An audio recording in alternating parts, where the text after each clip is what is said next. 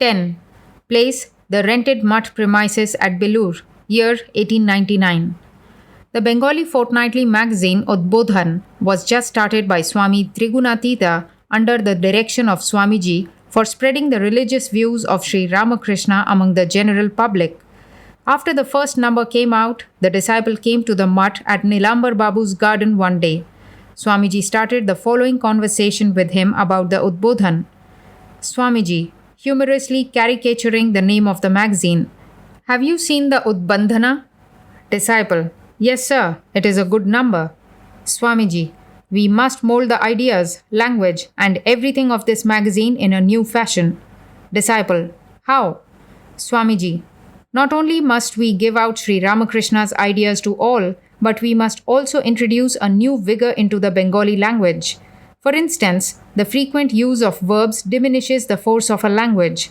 We must restrict the use of verbs by the use of adjectives.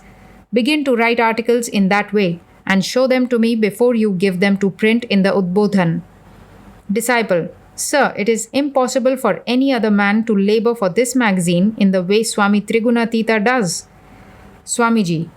Do you think these sannyasin children of Sri Ramakrishna are born simply to sit under trees lighting dhuni fires? Whenever any of them will take up some work, people will be astonished to see their energy. Learn from them how to work. Here, for instance, Trigunatita has given up his spiritual practices, his meditation, and everything to carry out my orders, and has set himself to work. Is this a matter of small sacrifice? What an amount of love for me is at the back of this spirit of work, do you see? He will not stop short of success. Have you householders such determination? Disciple. But sir, it looks rather odd in our eyes that sannyasins in ochre robe should go about from door to door as the Swami is doing. Swamiji. Why? The circulation of the magazine is only for the good of the householders. By the spread of new ideas within the country, the public at large will be benefited. Do you think this unselfish work is any way inferior to devotional practices? Our object is to do good to humanity. We have no idea of making money from the income of this paper. We have renounced everything and have no wives or children to provide for after our death. If the paper be a success, the whole of its income will be spent in the service of humanity. Its surplus money will be profitably spent in the opening of monasteries and homes of service in different places and all sorts of work of public utility. We are not certainly working like householders with the plan of filling our own pockets. Know for certain that all our movements are for the good of others. Disciple. Even then, all will not be able to appreciate this spirit. Swamiji. What if they cannot? It neither adds nor takes away anything from us. We do not take up any work with an eye to criticism. Disciple. So this magazine will be a fortnightly. We should like it to be a weekly. Swamiji. Yes, but where are the funds? If through the grace of Sri Ramakrishna funds are raised, it can be made into a daily even in future. 100,000 copies may be struck off daily and distributed free in every street and lane of Calcutta. Disciple. This idea of yours is a capital one. Swamiji. I have a mind to make the paper self-supporting first and then set you up as its editor. You have not yet got the capacity to make any enterprise stand on its legs. That is reserved only for these all-renouncing sannyasins to do. They will work themselves to death, but never yield. Whereas a little resistance or just a trifle of criticism is bewildering to you. Disciple. Sir, the other day I saw that Swami Trigunatita worshipped the photograph of Sri Ramakrishna in the press before opening the work and asked for your blessings for the success of the work. Swamiji. Well, Sri Ramakrishna is our center. Each one of us is a ray of that light center. So Trigunatita worshipped Sri Ramakrishna before beginning the work. Did he? It was excellently done, but he told me nothing of it. Disciple. Sir, he fears you, and yesterday he told me to come to you and ask your opinion of the first issue of the magazine, after which he said he would see you. Swamiji. Tell him when you go that I am exceedingly delighted with his work. Give him my loving blessings, and all of you help him as far as you can. You will be doing Sri Ramakrishna's work by that.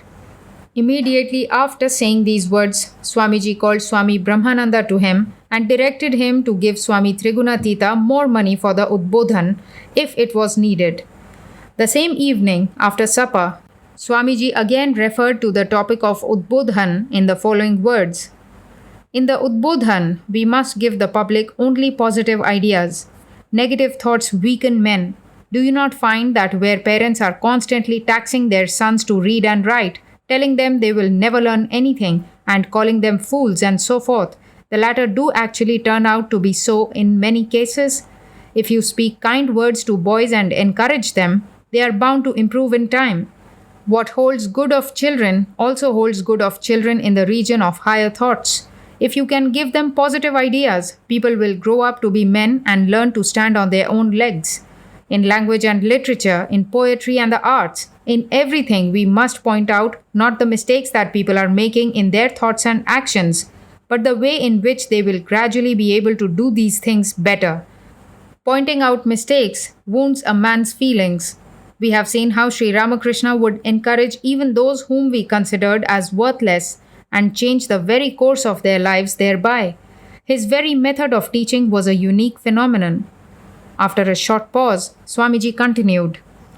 Never take the preaching of religion to mean the turning up of one's nose at everything and at everybody.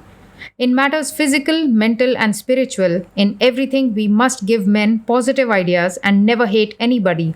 It is your hatred of one another that has brought about your degradation. Now we shall have to raise men by scattering broadcast only positive thoughts. First, we must raise the whole Hindu race in this way, and then the whole world. That is why Sri Ramakrishna incarnated. He never destroyed a single man's special inclinations. He gave words of hope and encouragement even to the most degraded of persons and lifted them up.